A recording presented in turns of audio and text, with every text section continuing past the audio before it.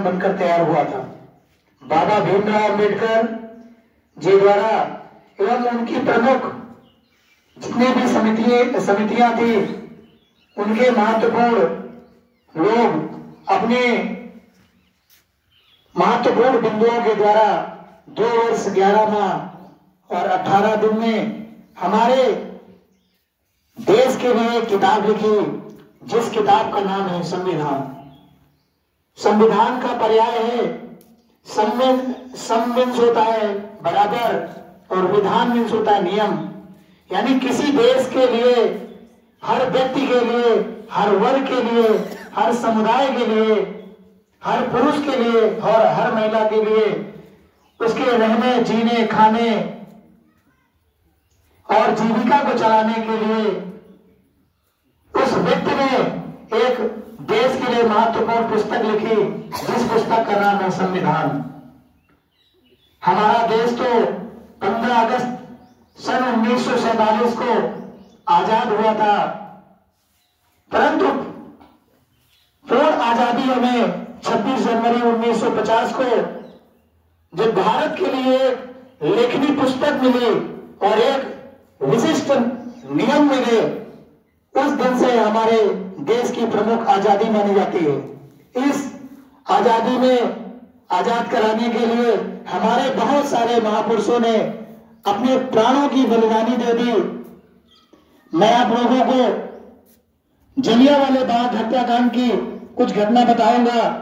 एक बार हमारे यही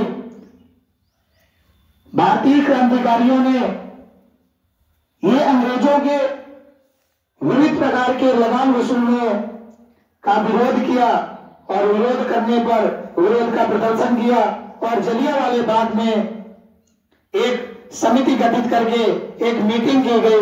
उसी समय अंग्रेज जनरल डायर इनकी मीटिंग को स्थगित करने के लिए रोका, लेकिन ये लोग अपनी आवाजों को बुलंदियों तक पहुंचाते रहे, परंतु ये उनकी किसी भी प्रकार की बात ना सुने। तब जनरल डायर गोली चलवाने का ऑर्डर दे दिया और भीषण जनहानि हुई। भीषण हमारे भारतीय नौजवान साथी अपने प्राणों की आहुति दे दी। किसी का पता भी नहीं चला किसमें कितने लोग मारे गए और कैसे हुआ। ये बहुत ही विषम घटना थी। मैं आप लोगों को जलियांवाला बाग हत्याकांड की जितनी भी आहत थी, इसमें हमारे जितने भी महापुरुष बलिदान दिए, आज हम उन्हें कोटि कोटि इस यमार्के पब्लिक स्कूल के मंच से नमन करते हैं और श्रद्धा सुमन अर्पित करते हैं। और मैं अपनी इस युवा पीढ़ी से यही कहूंगा कि आप लोग इतना नित ऊंचाइयों में पहुंचिए, निश्चित रूप से सफलता मिलेगी। आप कार्य अवश्य करिए। कार्य अगर पॉजिटिव एनर्जी से आप लोग करेंगे तो ये आपकी पॉजिटिव एनर्जी जरूर बनी रहेगी और एक दिन आप सफलता के मार्ग में अवश्य पहुंचेंगे। जैसे मैं हिंदी का अध्यापक होने के नाते आप लोगों को हिंदी में हरिवंश राय बच्चन का नाम आपने सुना होगा। वो हमेशा सफलता के बारे में पंक्तियां लिखते हैं। असफलता एक चुनौती है, असफलता एक चुनौती है, इसे स्वीकार करो। असफलता एक चुनौती है, इसे स्वीकार करो। आती है क्या कमी रह गई है, देखो और सुधार करो। जब तक न तुम हो सफल, त्यागो नींद चैन की। संघर्षों के बिना मैदान मत छोड़ो तुम। कुछ किए बिना जय जयकार नहीं होती और कोशिश करने वाले की कभी हार नहीं होती। कोशिश करने वाले की कभी हार नहीं होती। अगली की प्रतिबद्धता रखी गई है। नन्ही चींटी जब दाना लेकर दीवारों पर चढ़ती है, नन्ही चींटी जब दाना लेकर दीवारों पर चढ़ती है, 100 बार फिसल कर गिरती है। मन का विश्वास रगों में साहस भरता है और गिर कर चढ़ना, चढ़कर गिरना ना करता है। आखिर उसकी कोशिश बेकार नहीं जाती और कोशिश करने वाले की कभी हार नहीं होती।